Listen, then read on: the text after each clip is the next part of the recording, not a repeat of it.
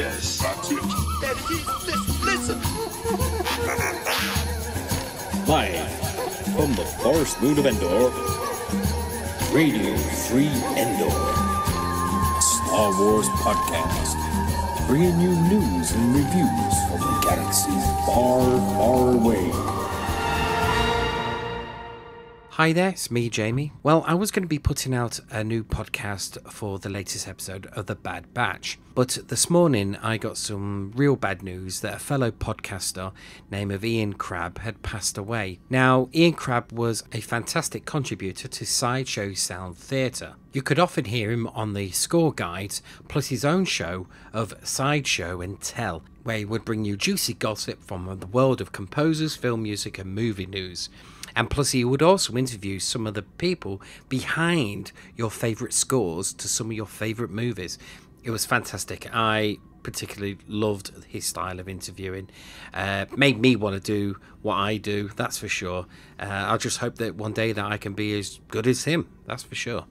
Now, I interviewed Ian in 2018 because he interviewed a lot of people, but I really wanted to interview him. I wanted to know what his thoughts on various film scores and news and stuff like that. And what happened was just fantastic. It was very, very good. It was more than I could imagine from this guy. And I did put it out as a bonus episode in 2018. You can go back and have a listen to it the way it was. But I thought, what I'll do, I'll re-upload it. And so you don't have to do any searching, it's right there. And I hope you enjoy listening to me and Ian Crabb do this wonderful interview with some fantastic music to go with it.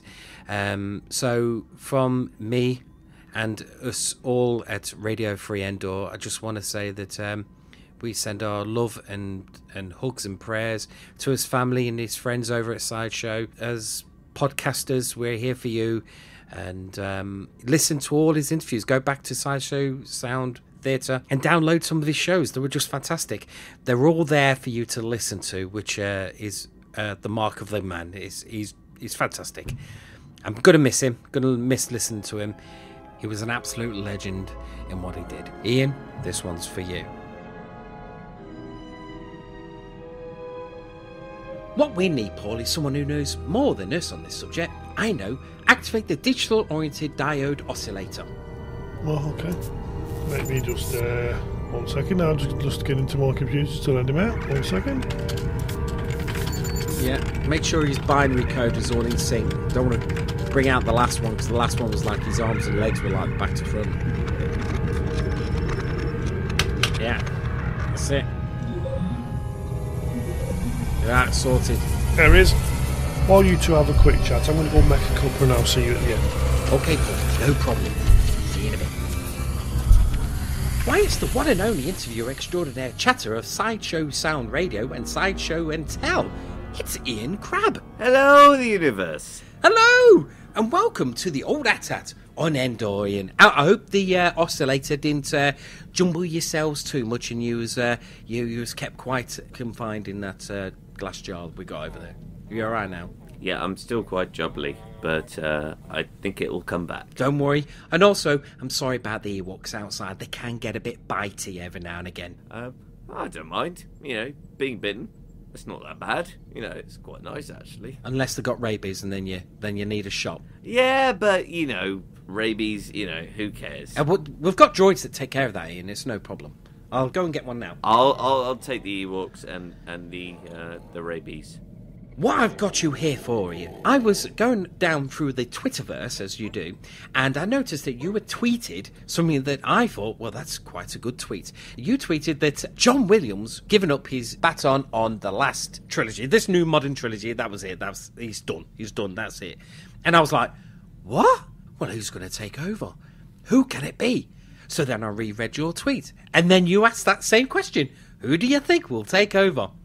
And I thought, I've got to have you on the show to answer that question, because that's a very good question. Who would you like to take over from John Williams? The basic thing is, he's not retiring from composing. John Williams is still going to compose for Steven Spielberg and other films, But obviously, I mean, he's getting quite old now, and he's still the master of the game.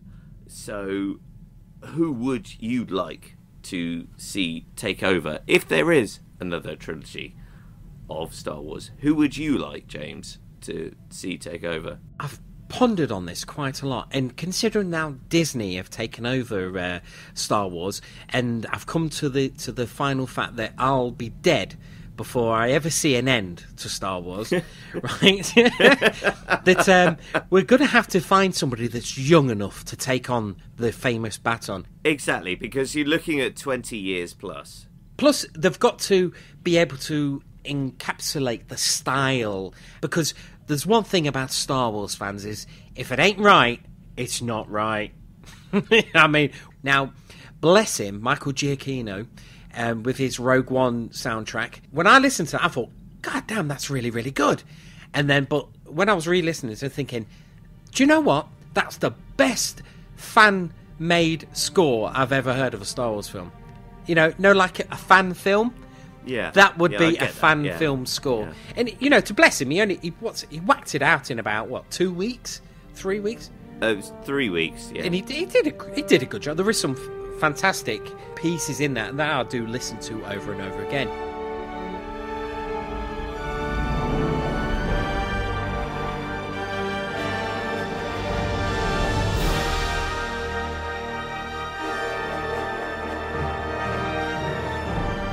Because you do know the origin that Rogue One was originally scored by Alexandre Splat.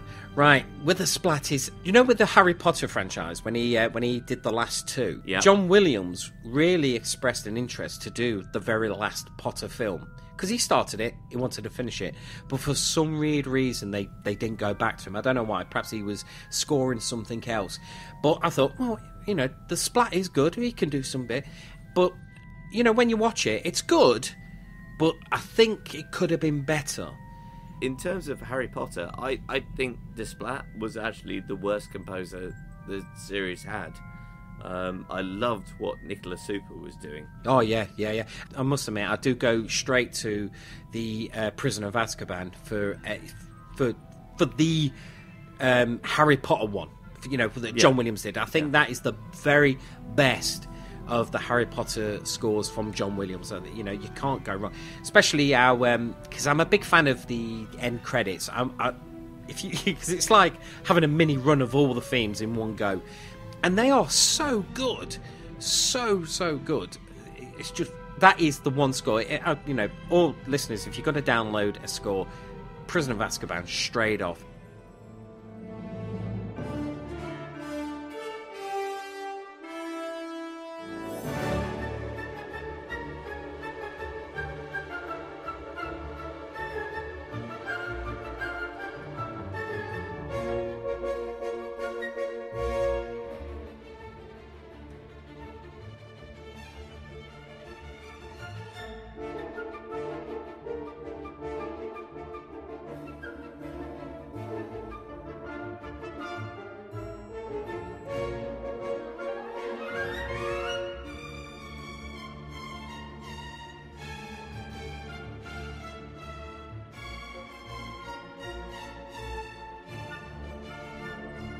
If you go on to the other scores of Harry Potter, Order of the Phoenix, I mean, that was incredible. I mean, that score is wonderful. It really is. Yeah, it is. Yeah, I always think, you know, the way the scores are going to go with the Harry Potter films is from track one. You know, with the main titles coming up, you can tell how dark it's going to be and how the score's going to go.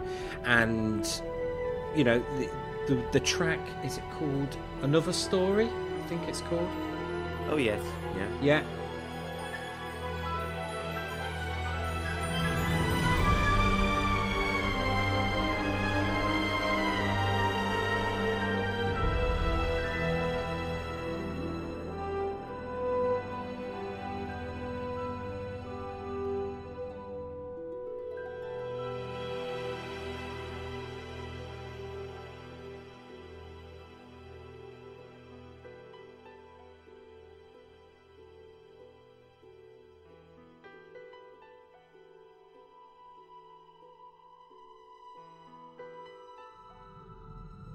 That's Order of the Phoenix as well. Yeah, that's the very first track. Yeah, Nicholas Hooper.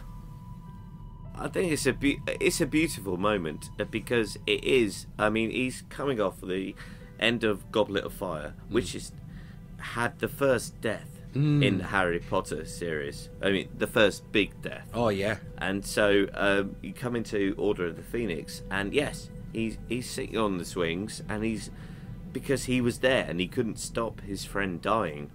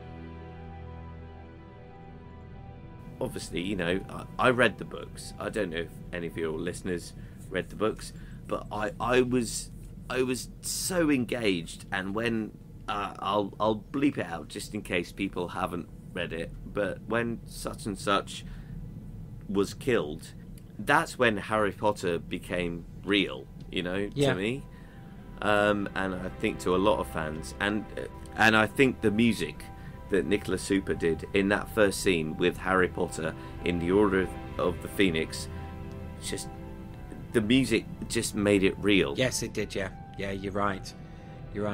And of course, Goblet of Fire was done by Patrick Doyle. It was, yes. That's a pretty good one.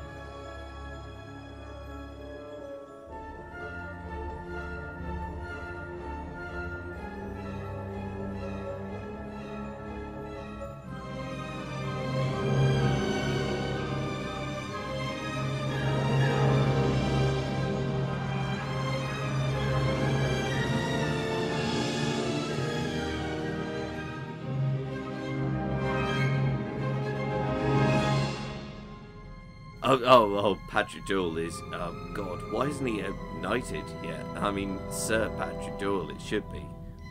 He did the first Thor film as well.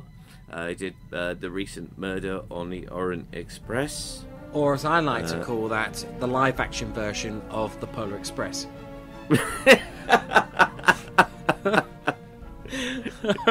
That's fair enough. But I mean, also, I have to bring up Hamlet. The 70mm version, 3.5-hour version of Hamlet that Ken Branagh directed and starred in. I mean, Patrick Doyle is just a treasure, an absolute treasure. And it also he did the Quest for Camelot as well. Indeed, yeah, an animated did, fantasy, yeah. He's done quite a bit, isn't he? Yeah, he's pretty much the go-to guy for quality. Yeah, you did a defense of Alien 3. Yeah. Now I have to say that Alien 3 is one of those films. Is forget the film, listen to the score. Now the score for that is absolutely fantastic. I absolutely love that score to that film. I don't like the film, but the score is absolutely fantastic. Yes, and that's why I was petitioning for so long. I said to Will constantly, I was like, at some point we have to do, in defense of Alien 3, because I think it is an underrated film, especially if you haven't seen the uncut version. But the score by Elliot Goldenthal, this is back when I was actually hosting In Defense Of. I'm not hosting it anymore, that's now Andrew Steele. It's a difficult listen if you don't know Elliot Goldenthal and if you don't know the film. It's not thematic, it's very dramatic, and it's one of those scores that really works best with the film. It's not an easy listening experience as an album listen. Yeah. Does that make sense? Yes, yeah.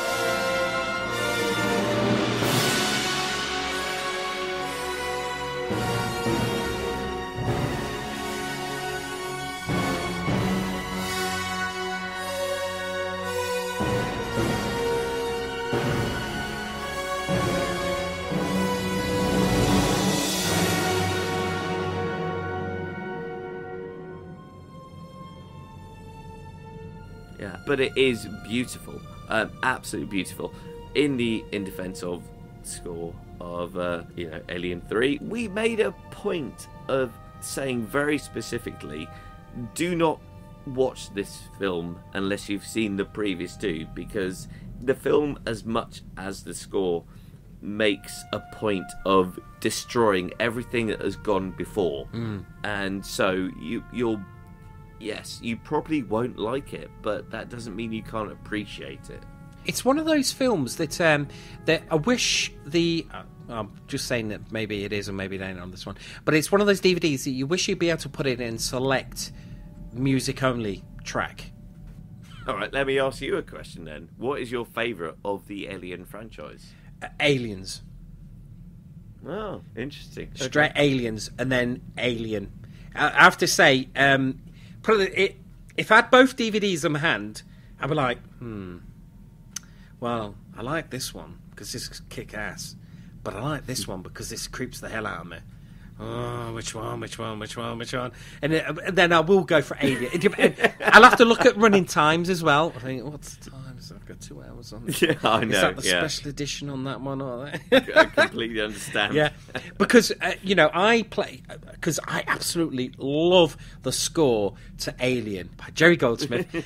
I absolutely love the score on that. And then when I bought the game Alien Isolation, now I can't remember who done the score for that, but he repurposed the score and fitted it for the game, and it was it was just brilliant. It was, you could not have that game without that kind of score.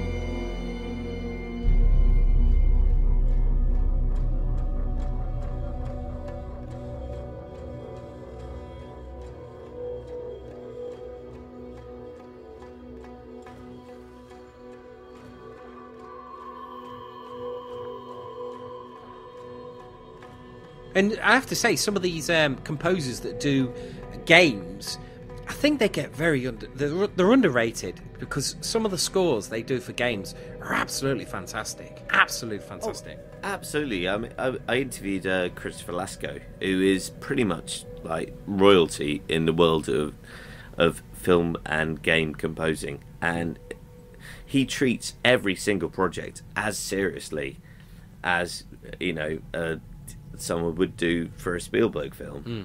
Yeah. Quickly going back onto the original subject of who can replace John Williams, and talking about game music as well. This is where this all comes into place here. One composer who I think is able to replicate previous composer score plus do something quite epic, and that's Lorne Balfe, right? Because game-wise, he did, I think, is one of the best game scores called for Assassin's Creed 3. Believe it or not, this is one of those moments where forget the game, look at the score, right? Because the score for Assassin's Creed 3 is absolutely amazing, and he's used the score for Assassin's Creed 2. And not as much one, but Assassin's Creed 2, and he bumped it. He umphed it, should we say. You know what I mean? And made it into a fantastic, cracking score. Yeah.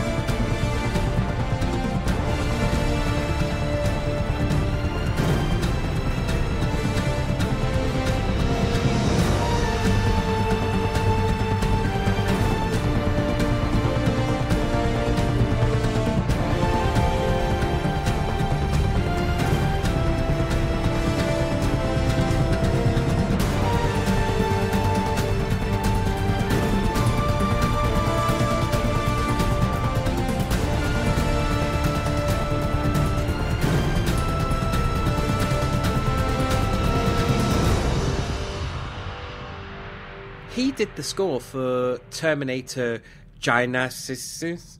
I know. I had this joke when I was doing the Sideshow and Tell. Yeah, but it's Terminator Genesis. Genocide. What is it? Who came up with that? Who came up with that in marketing? What we're going to call it? Let's call it Genesis. Yeah, go with that. Yeah, that's fine. Yeah, that sounds cool. Yeah, that's hip. Is it pop? Yeah, I'm also drunk. Okay, go for it. Right? But if you listen to his score for the Terminator Genesis, it's a good score. It's ace.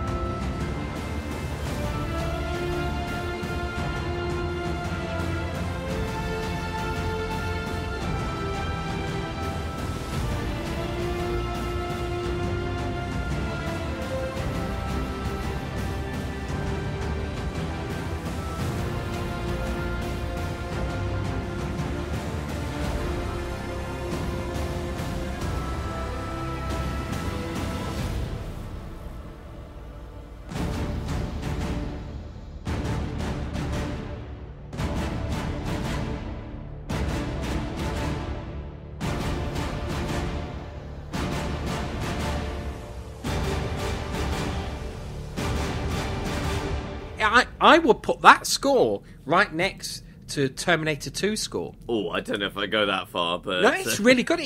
Put it this way, if you're going to have sequels, I want that film to have similar, at least some kind of continuation of a theme. And like with the Assassin's Creed games, when you heard that theme redid or redone, you know you're getting a good game. You know, well, maybe the game may not be that good, but you know you're in that world. Well, I think if we're talking about Assassin's Creed, we have to give a shout out to the amazing composer Sarah Schachner, because she has been absolutely instrumental in making that series so good sonically.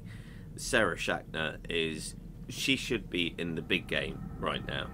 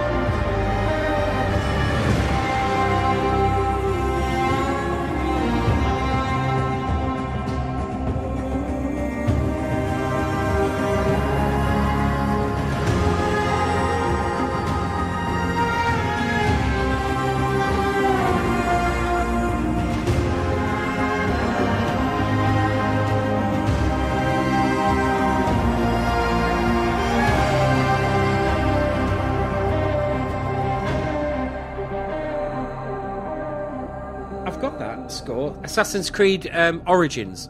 Yeah, that's it, yeah.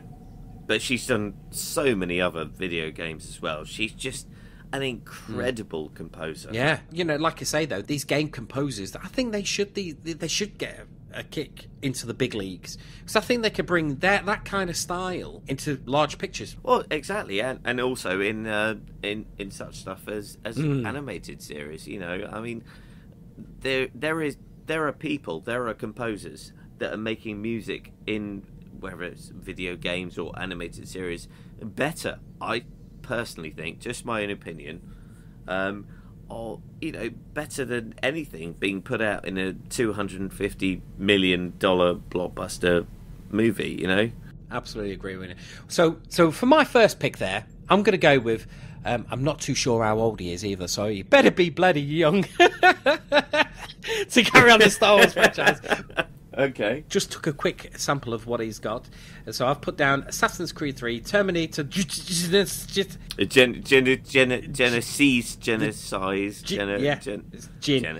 Terminator 4. That one, the forgetful one. The Lego Batman movie. He did a fantastic score for the Lego Batman movie. Oh, yes, yeah, absolutely, yeah. And he done the Netflix The Crown as well. Yes, yeah. Yeah. Very different type of score, but yes, he's a real talent. It comes from the Hans Zimmer school of filmmaking, and that's not a bad thing at all. I like him. I think he's a little bit too generic in certain places, but what do I know? I'm just an idiot.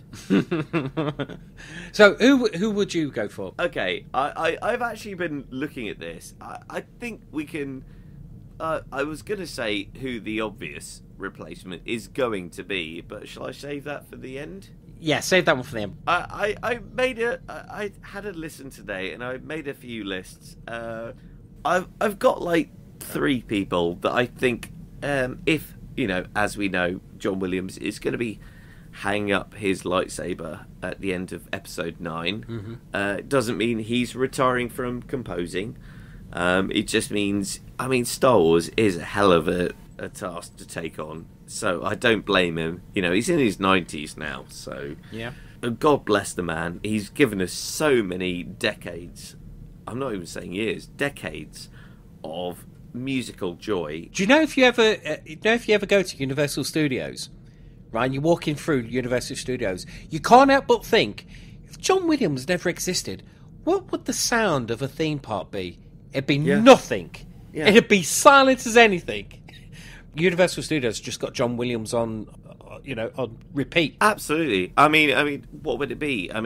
You wouldn't have the music of Star Wars. You wouldn't have the music of Jaws, Indiana Jones, E.T., Jurassic Park. I'm struggling just at those 5, but I'm sure there's at least 10 times more.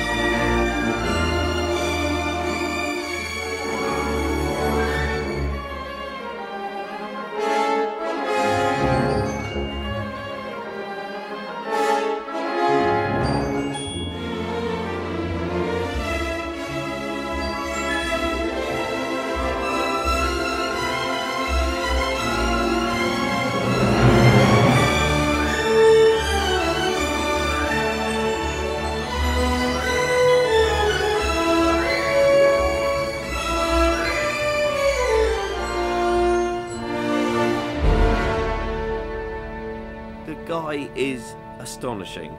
And if he's, decided that, you know what, Star Wars is just a bit too much, I'm in my 90s now, then I'd just bow down and say, thank you, Mr. Williams, because you're in your 90s and look at the music you've given us, I'm actually getting quite emotional talking about this now. It is.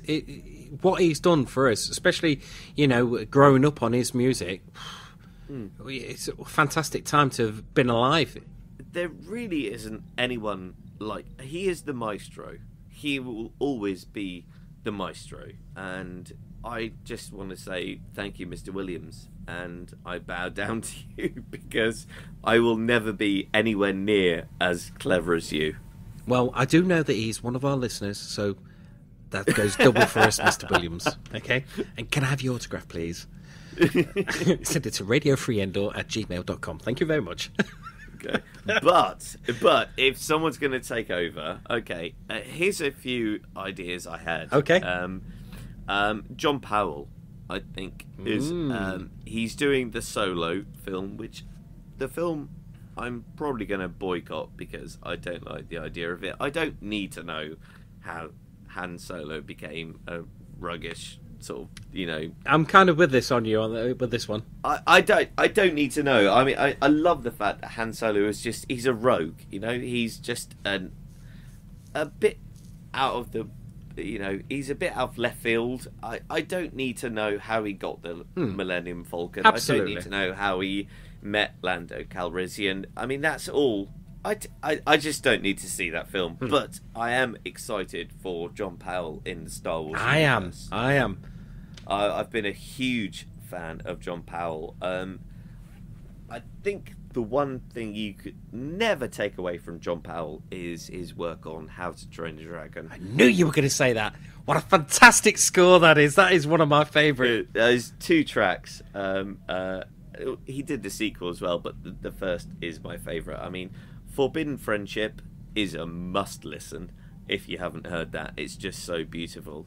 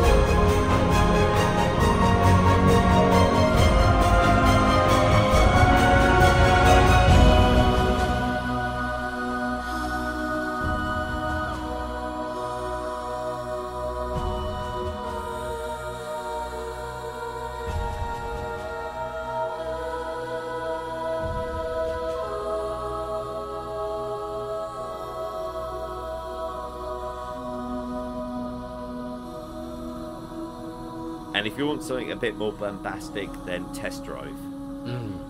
Oh, yeah, they're really good. I've got them. I'll probably slip them in right here. Yeah, you should do. Yeah.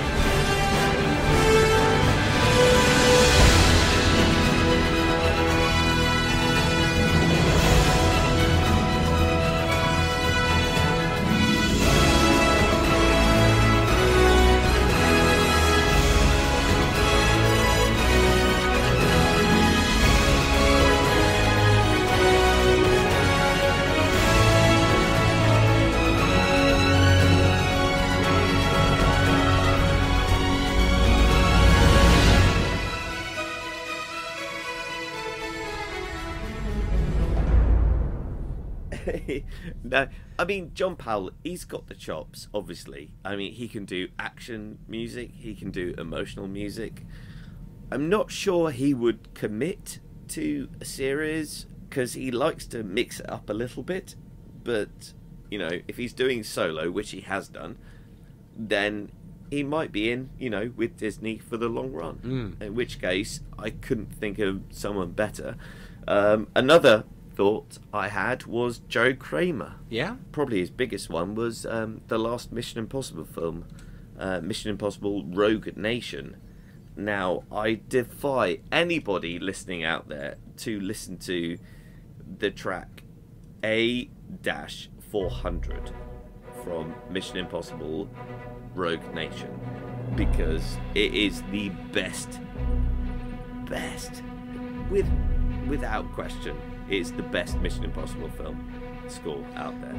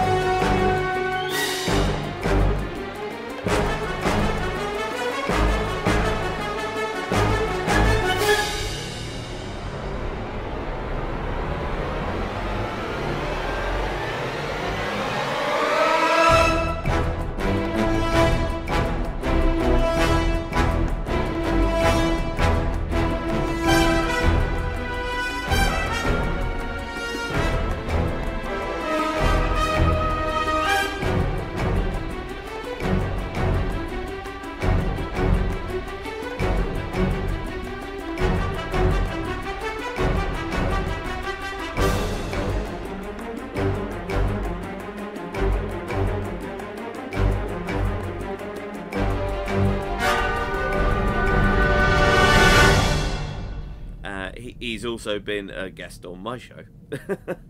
No, I think Joe Kramer has certainly got the chops to do it, and certainly the talent. You're right, the Rogue Nation one was fantastic. And the last person I thought of was a name that you actually brought up, and it's a name that we on Sideshow have heard time and time again. Mr. Kevin Kiner? Yep. The composer of Star Wars Rebels and Clones. Yeah, Clone Wars. Yeah, he is absolutely fantastic. To me, that guy needs to do a Star Wars film.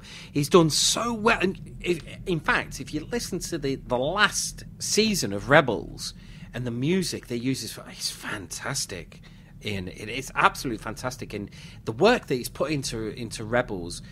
Well, you could just take the main track 1, you could say, from season 1 of Rebels, where he uses the music from It's a Trap, from Return of the Jedi.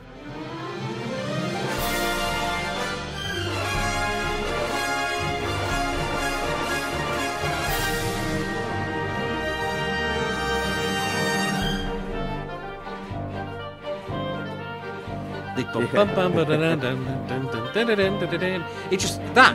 Who would have thought? When I first heard that, I was like, oh man, I'm on board 100% straight away.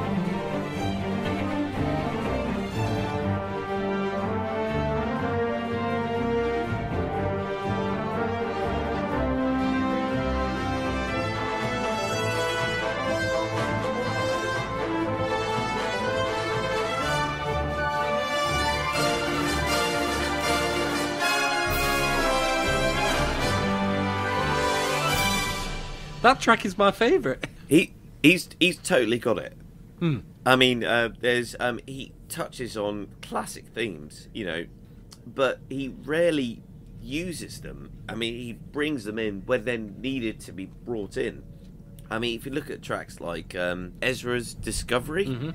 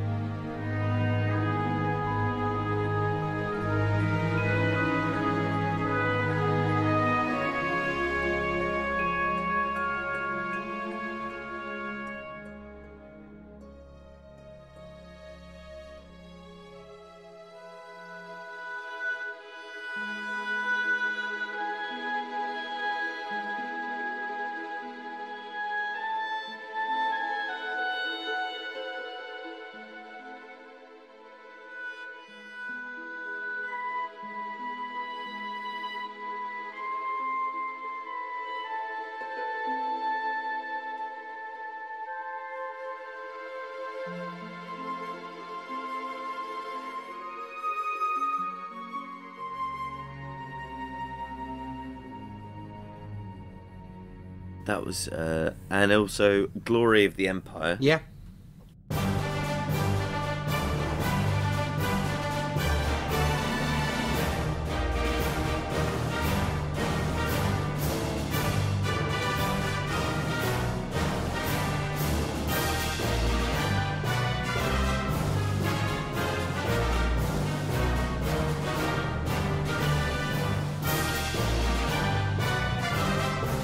I mean, there's such a sense of fun, especially in Glory of the Empire. There's such a sense of fun, but he gets it.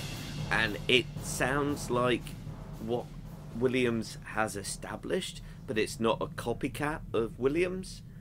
But I think we both know who is going to be the new composer of Star Wars, don't we? Yes. And that is, go on. Michael Giacchino? Yeah, I think so. Yeah. We got there in the end. There is, let's just say this, there is no replacement for John Williams. No, there isn't, is there? 100%. But there is people who can sound like him, and certainly Michael Giacchino has done some fantastic follow-ons to John Williams. Like, he did believe it or not, he did Jurassic Park, the video game. He did the soundtrack for that way back on the PlayStation 1, I think it was.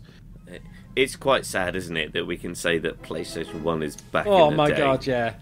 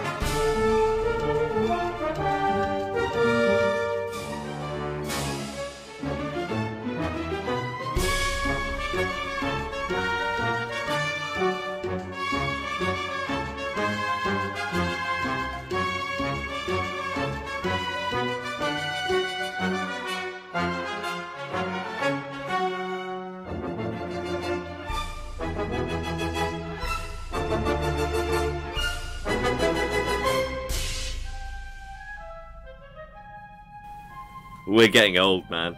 God, yeah. It's in my collection anyway. Yeah, okay, that's right. Michael Giacchino did the score to a Jurassic Park game back in the day on PlayStation 1. Fantastic. Yeah, and he also came in at the last minute to, in 3 weeks, do the Rogue One score. Plus, he's also a huge hit with Disney. You know, he does all the Pixar films. So, I mean, and Disney own, you know, Lucasfilm now. So he's going to be a busy guy, isn't he? Yeah, but I think Michael Giacchino is going to be probably the choice. But I would like to see Daniel Pemberton or John Powell, Joe Kramer, or Kevin Kiner. You know, just be given a shot. You know.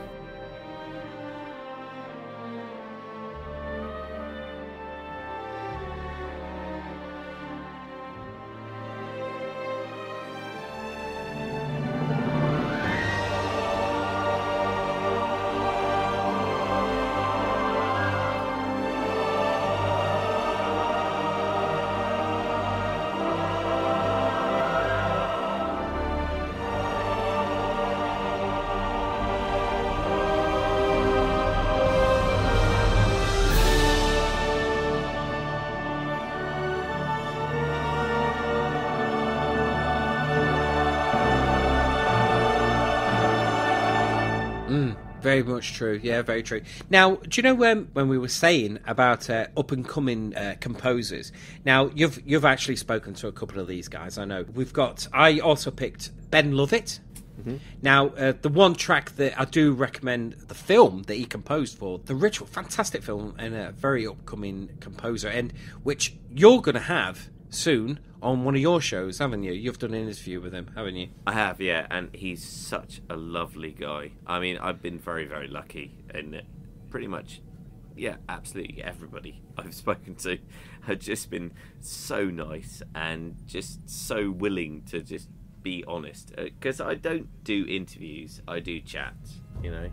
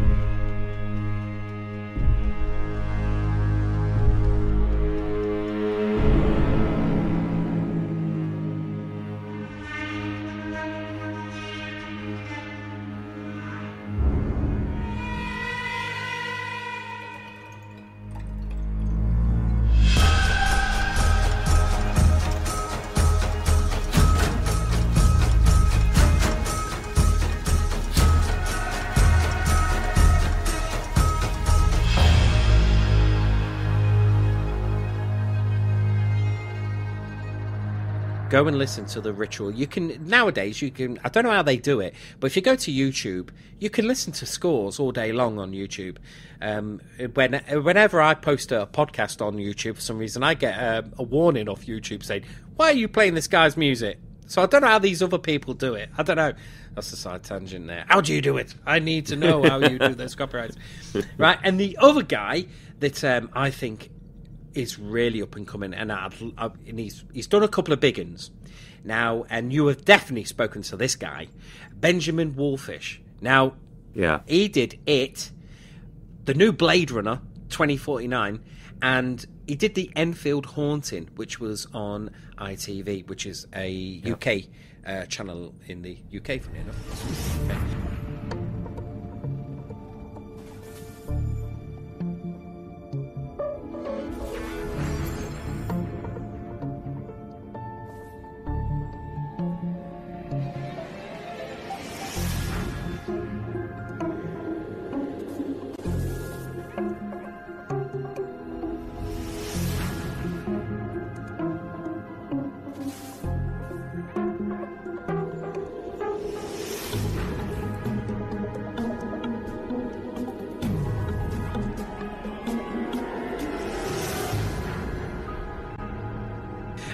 And that is actually brilliant. Just as a side note, I've read that book to the Enfield Haunting, and it's called This House is Haunted. If you ever get a chance to see it in paperback or hardback, it will give you the ish.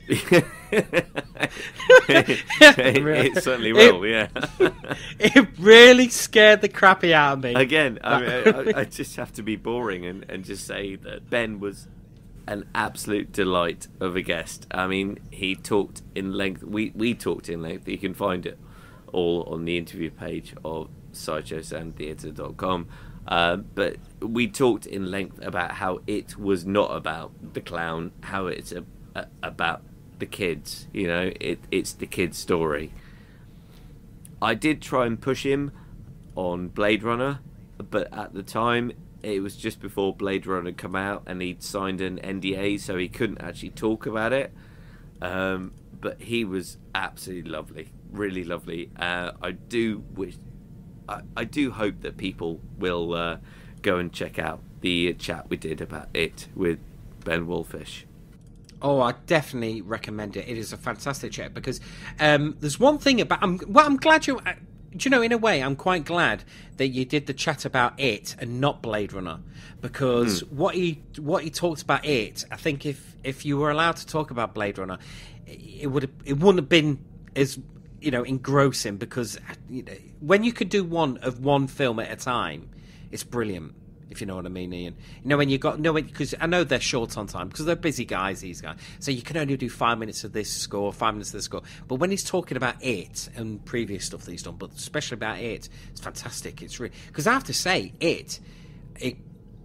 just the score, it unnerved me. It was one of them scores that unnerved me, and that don't usually happen a lot when it comes to scores. But just listening to it in my headphones, it really did unnerve me.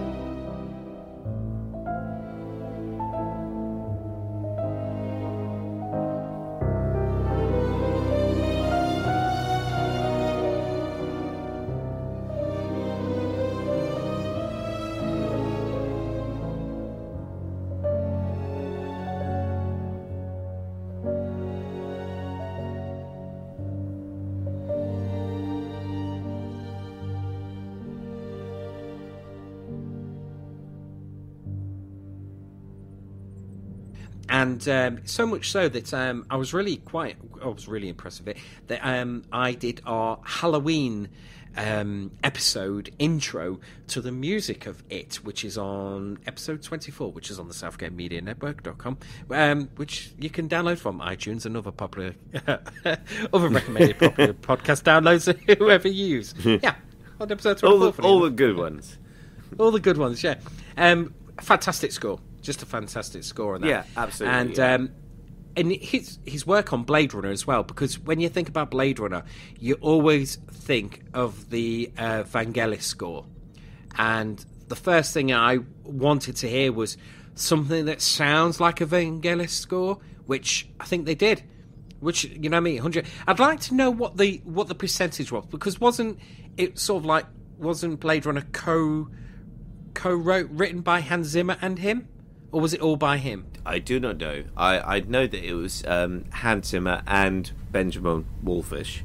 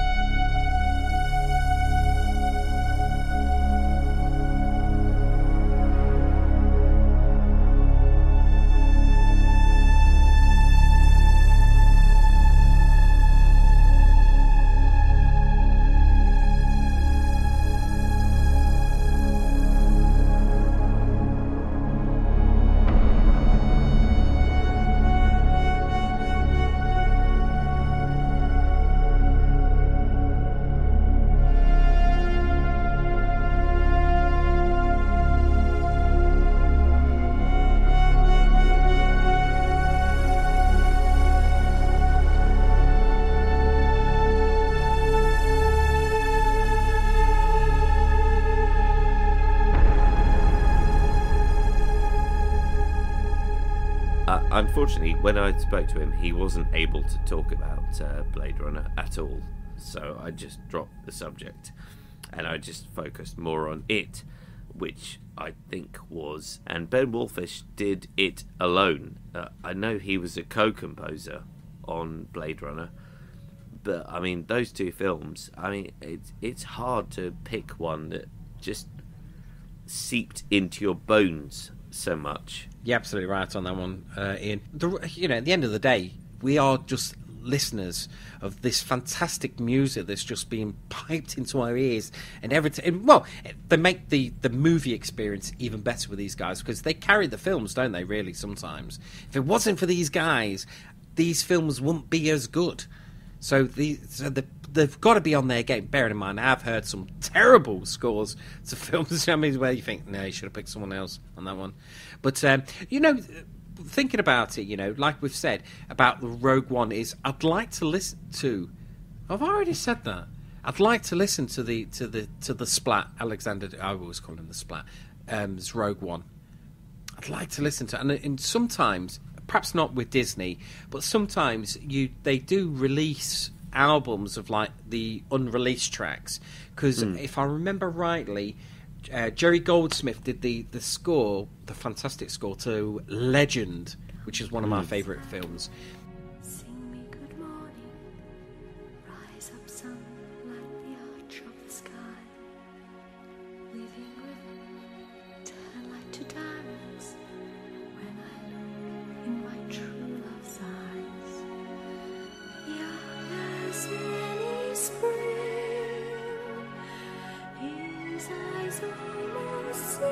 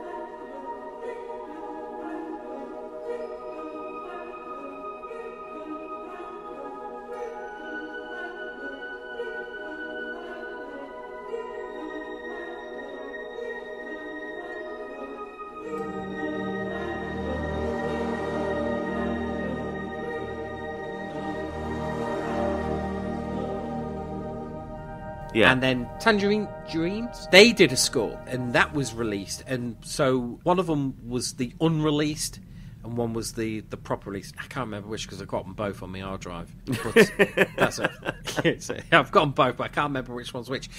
But I don't think Disney will ever do anything like that with Splat score, because knowing Disney, they keep everything, don't they?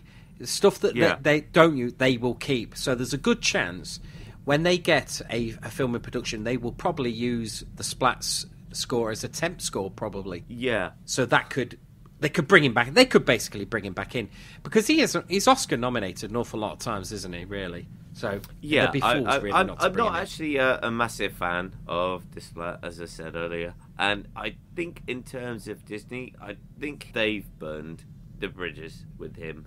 But what do I know? Does that make sense? That's great. Anyway, I'll let you get off, Ian. It's been an absolute pleasure having you on Radio Free Endor. Thank you so much. I really appreciate it. I really enjoyed it, man. That was really good fun. Where can our listeners find you, Ian, on the old interweb? Well, it's very, very easy. You can find us. You can find us at Sideshow Sound Theatre. But if you've got Alexa, you can also ask Alexa, where can I find Sideshow Sound Theatre, spelled TRE at the end, British way, .com. Then you can find all of our shows for free, and you can also find them on iTunes, again, for free. Absolutely fantastic. It's been an absolute pleasure. Thank you so much for inviting me on. I mean, it's really been a pleasure, and we always like to support other podcasts that like us, because we don't like podcasts that don't like us. But no, thank you. I mean, it's been an absolute pleasure. Thank you so much, dude. I'll tell you what, here at Radio Free Endor, we have an open door policy. Tell you what, Ian, you are welcome back at any time. James, you are a star. Thank you so much. Well, I hope you enjoyed that. I did. Some of the music is beautiful, and what Ian had to say about those tracks was just brilliant. The guy's a legend. He really is. Now, if you want to hear more from Ian, of course, go over to Sideshow Sound Theatre, where you can listen to all the great podcasts that they've got over there. Because he was the host of In Defense Of, Sideshow and Tell, and of course all their score guides. They're fantastic. And did you know that they produce their own albums for Halloween as well, so you can download them? Yeah, absolutely. Go over to Sideshow Theatre, listen to all their podcasts. They're great, and like I say, we're going to absolutely miss Ian Crabb. He's with the stars now, and we're going to miss him. Take care. Bye bye.